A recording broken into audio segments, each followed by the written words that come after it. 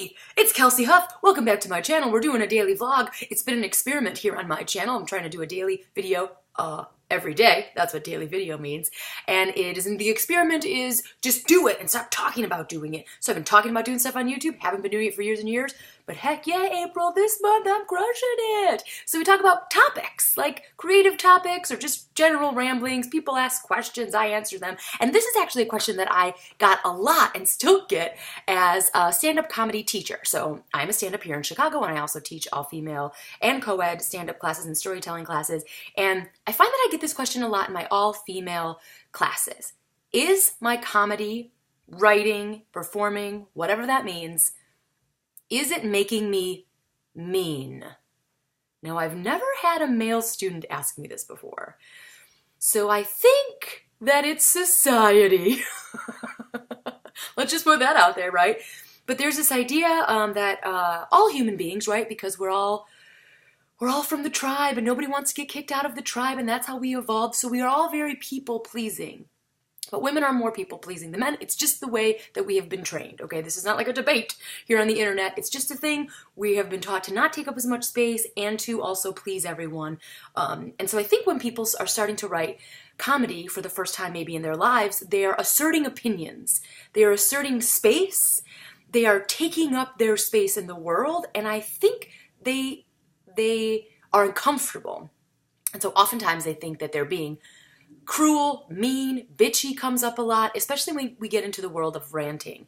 Ranting is when you are high stakes emotions. You know, you start out with one level of emotion, and usually for the classes for women, I start out with hate because, again, we're trained to be very polite and not to hate on some stuff. So we start with hate, and then it's very quick, like, 30-second, 45-second, just elevated emotion.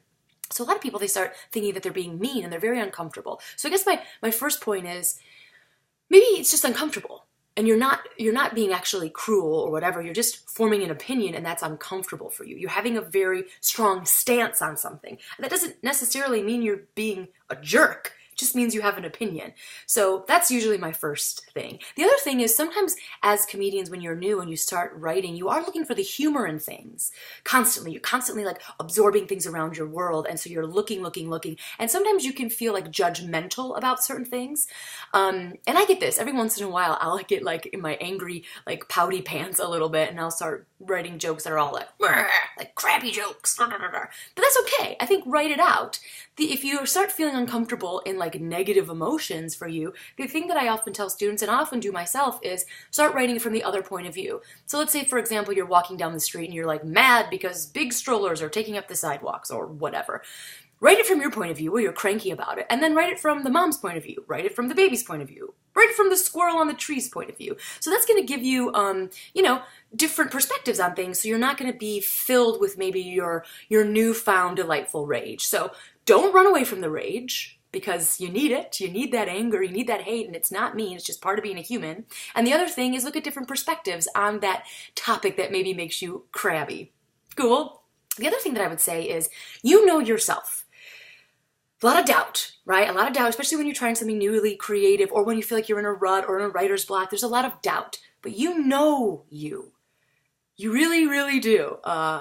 So know when you're like, oh no, this form of art is making me cruel. If you could genuinely feel that, then make a note of that and maybe find a different path. Now, I think that's very rare, but it has happened. So I took a class 1,000 years ago with this gal. It was way back in the Second City days. And she knew herself so well for being so young. And she started doing stand-up. And she didn't like herself when she was doing stand-up. And it's so interesting because she was wildly talented. And as her classmate and as her peer and also as the audience, I would never know that she was feeling miserable in this art form because she was so good at it. But she didn't like herself doing that art form. Now, I feel like that is different. That's not being uncomfortable. That's not liking who you are when you put the cloak of stand-up comedy on. So she doesn't do stand-up anymore. Now, she's still in the world of comedy. There are other avenues that she really digs. So if that's what you're talking about, comedy making you mean, but really you don't like who you morph into as the comedian, then there's no shame in that game. You know, you shouldn't beat yourself up if you want to take a different path either. So I hope this helps out. If you're struggling with any of your comedy writing or any writing generally, when you feel like it's getting in your head and it's getting you bogged down, let us know. Let us know your tips and tricks, because I'm always trying to learn as well. Thanks so much for watching. And yeah, keep writing, keep being awesome. Go out there, make the world, you know, the best.